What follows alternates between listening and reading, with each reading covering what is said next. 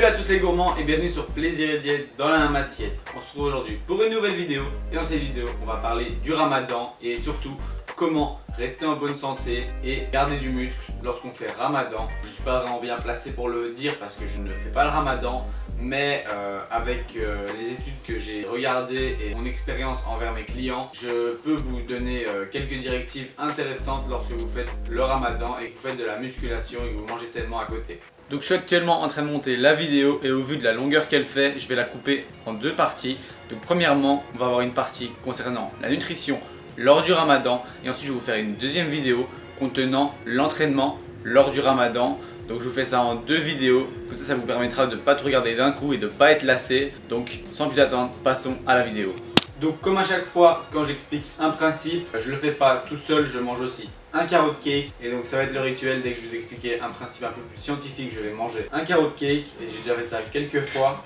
Donc on va commencer par faire un petit close shot du carrot cake pour Instagram. N'oubliez pas que cette recette à 410 calories est toujours disponible sur mon site internet et aussi la vidéo de la recette, je vous la mettrai ici. Donc je fais un petit close shot pour Instagram. Si vous ne me suivez pas encore sur Instagram, Maxime-LRNT, comme je le dis à chaque fois, je mettrai le lien aussi en description. Donc je fais ça et ensuite on commence avec l'explication comment garder sa masse musculaire pendant le ramadan.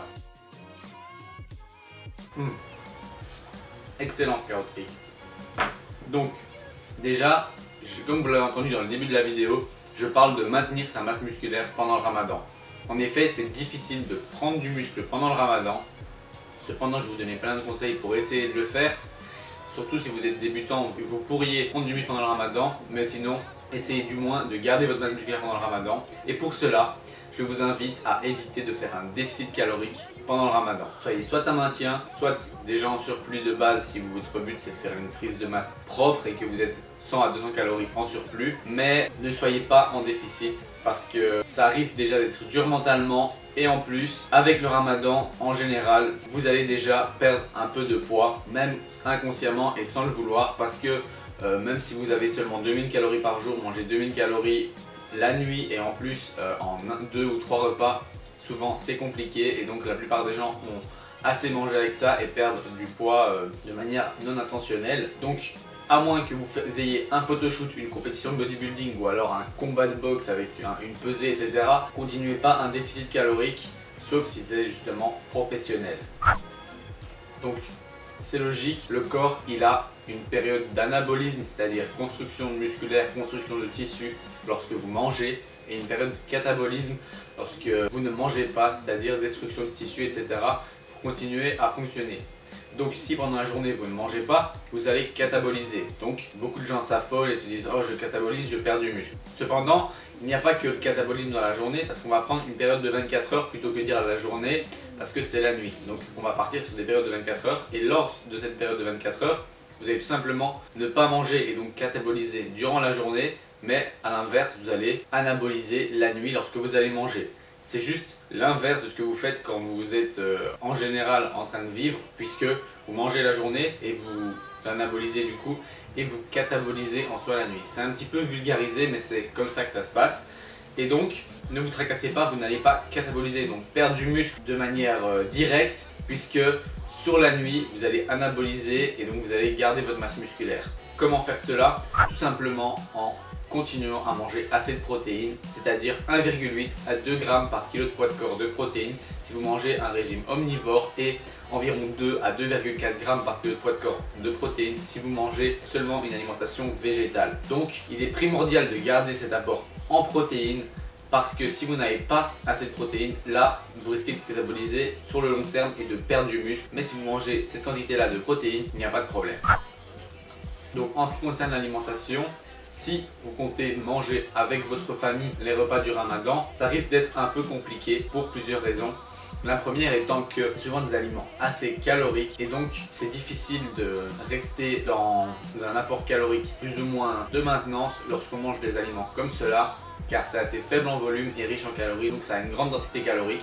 En plus de ça, ce sont des aliments qui n'ont pas beaucoup de protéines et comme je vous dis, essayez d'avoir toujours 1,8 à 2 grammes par kilo de poids de corps en protéines à ce moment-là. Donc vous risquez de ne pas en avoir assez si vous mangez comme votre famille. Et troisièmement, souvent les gens ont du mal à estimer ce genre de repas, donc c'est difficile à estimer. Donc Si vous savez estimer que vous savez manger des protéines à côté de ce repas en plus et qu'en plus de ça, vous savez ne pas dépasser vos calories en le faisant parce que vous n'avez pas très faim ou quelque chose comme ça peut le faire, mais toujours à prendre avec des pincettes. Peut-être faites-le sur un des 3 repas ou un des 2 repas, mais ne faites pas tout le temps et estimez-le. Ne vous dites pas ok c'est Ramadan, pendant un mois je m'en fous de la diète, je fais plus attention. Non, sinon après là ça va être la merde, vous allez perdre du muscle, vous allez perdre la motivation, vous allez prendre peut-être du gras parce que vous allez être en surplus calorique, donc ça va être n'importe quoi.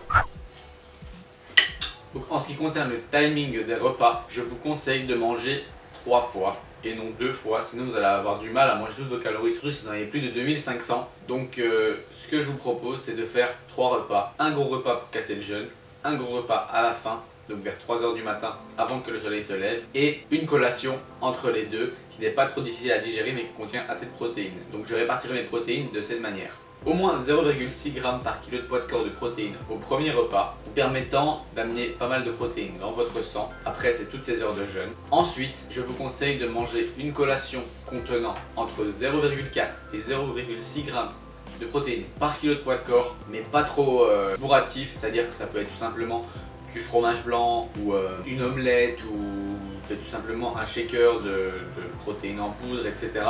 Mais ça on y reviendra plus tard. Et ensuite, pour le dernier repas, faites un repas conséquent qui contient entre 0,6 et 0,8 g par kilo de poids de corps en protéines, parce qu'après ça vous allez avoir un long jeûne et plus vous avez de protéines, plus elles vont rester longtemps dans votre sang, elles vont prendre longtemps à être absorbées et donc vous allez être en catabolisme pendant moins longtemps, ce qui est toujours plus intéressant. Donc maintenant je vais vous parler un peu des lipides. Les lipides sont intéressants pendant le Ramadan parce qu'ils sont assez caloriques, c'est-à-dire que c'est 9 calories par gramme contrairement aux glucides et aux protéines qui sont à 4 calories par gramme. Donc les lipides vont vous aider à atteindre vos calories si vous avez du mal à manger, c'est-à-dire qu'à chaque repas, essayez d'avoir pas mal de lipides si vous avez du mal à manger vos calories pendant le Ramadan. A l'inverse, si vous avez toujours faim, évitez d'en manger de trop à chaque repas, sinon ça va monter trop vite vos calories. Mais ce que je conseillerais tout de même, c'est à tout le monde, même aux gens qui ont souvent faim, c'est de manger beaucoup de lipides dans le dernier repas, celui avant le lever du soleil, vers 3 h du matin, parce que la combinaison de protéines et de lipides va ralentir encore plus votre digestion et donc votre absorption des protéines. Et donc si vous avez 0,8 g par kilo de poids de corps en protéines et en plus de ça beaucoup de lipides, vous allez avoir des protéines et des acides aminés dans le sang pendant longtemps pendant la journée, et donc ça va éviter encore plus le catabolisme et ça va même diminuer votre faim puisque les lipides ralentissent la digestion et donc vous allez avoir une impression de satiété qui va rester plus longtemps. La seule contre-indication en termes de lipides, c'est si vous vous entraînez le matin juste après le dernier repas, essayez de vous entraîner au moins 2 heures à 3 heures après, puisque les lipides ralentissent la digestion et donc vous allez avoir un inconfort digestif si vous entraînez juste après. Donc à ce moment-là, soit vous entraînez un peu plus tard dans la journée, vers 9 h du matin par exemple, ou 8 h, soit vous mangez moins de lipides, mais alors ça va être moins intéressant pour les raisons que je vous ai expliquées juste avant. Donc rappelez-vous, en termes de nutrition, le plus important c'est de ne pas dépasser vos calories et vous dire je laisse tomber pendant un mois, puisque ce qui va compter pour maintenir votre masse musculaire ou tout simplement même prendre de la masse musculaire si vous êtes débutant, c'est d'avoir assez de protéines par jour, plutôt par période de 24 heures, c'est-à-dire 1,8 à 2 g par kilo de poids de corps, et avoir un apport calorique pas trop bas, c'est-à-dire ne pas être en déficit ou en léger déficit, mais et encore, je conseillerais plutôt d'être à maintien à cette période-là, ça vous aidera quand même à perdre un peu de gras.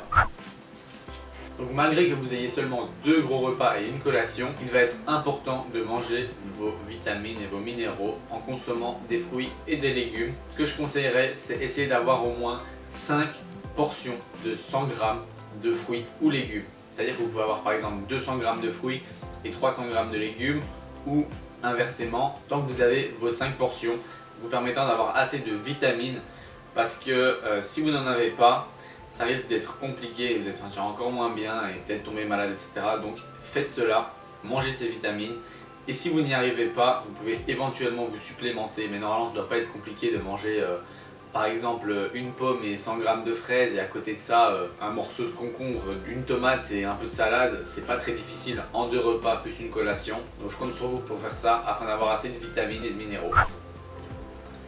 Après, à côté de ça, je peux vous conseiller quelques compléments alimentaires qui sont plutôt des suppléments intéressants lors du ramadan et même dans votre vie de tous les jours, c'est premièrement le magnésium, parce que en 2 repas et demi disons, c'est encore plus compliqué d'atteindre votre total de magnésium. À côté de ça, les oméga 3, peut-être que vous n'en aurez pas assez, donc soit supplémentez-vous en oméga 3, soit mangez au moins 100 g de poisson gras à chaque jour ou au moins 5 fois par semaine afin d'avoir vos oméga 3. À côté de ça, éventuellement vous supplémentez en potassium ou mangez des bananes, puisque lorsque vous allez déshydrater pendant la journée, vous risquez d'avoir des crampes et le potassium peut aider éventuellement à ne pas avoir trop de crampes, ainsi que essayer de manger assez salé afin de faire de la rétention d'eau et de ne pas être déshydraté. À côté de ça, je pourrais aussi éventuellement vous conseiller de prendre de la vitamine D, puisque vous allez plutôt vivre la nuit et plutôt vous reposer le jour, donc vous allez encore moins être exposé au soleil et donc avoir moins de vitamine D. Donc la vitamine D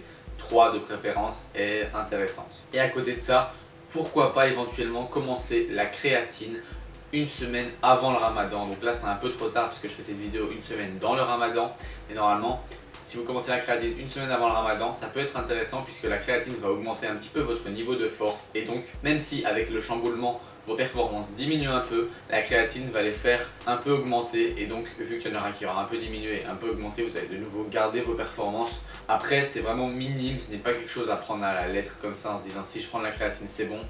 Non, c'est pas le secret à tout, donc c'est minime, c'est pas un truc qui est obligatoire, mais ça peut être un petit plus. Donc comme je le disais juste avant, les compléments alimentaires sont assez pratiques pendant le ramadan, c'est-à-dire protéines en poudre et tous les compléments dont j'ai parlé avant. Pourquoi? Parce que déjà premièrement pendant la collation, ça va être plus intéressant de prendre des protéines en poudre puisque ça ne va pas vous caler de trop. Normalement vous aurez mangé 2-3 heures avant, vous n'aurez pas très faim, surtout que ça aurait été un gros repas. Donc le fait de boire vos protéines à ce moment-là, ça peut être un peu plus facile et un peu plus intéressant. Et après, si maintenant vous comptez aussi vous entraîner après le premier repas, il est plus intéressant de prendre des protéines en poudre au premier repas, un smoothie ou quelque chose comme ça, afin de ne pas avoir l'estomac trop lourd pendant que vous vous entraînez. C'est pour ça que les compléments sont intéressants. Maintenant ils ne sont pas obligatoires, on peut tout simplement faire une omelette ou bien aussi du fromage blanc, ça passe très bien, c'est pas difficile à digérer. Donc voilà, cette vidéo touche à sa fin, elle a été un peu longue et j'ai essayé de vous expliquer tout ce que je pouvais vous expliquer d'intéressant lorsque vous faites le ramadan. J'espère que cette vidéo vous aura plu. Si vous aimez ce genre de vidéo où je vous explique des principes pour que vous en sachiez un peu plus et que vous l'appliquiez ça sur votre vie de tous les jours, dites-le moi en commentaire et j'en ferai d'autres, et dites-moi des idées de principes que vous voulez que je vous explique. Donc si ça vous a plu, vous pouvez toujours cliquer sur j'aime et même vous abonner. À la prochaine pour une autre recette ou une autre vidéo.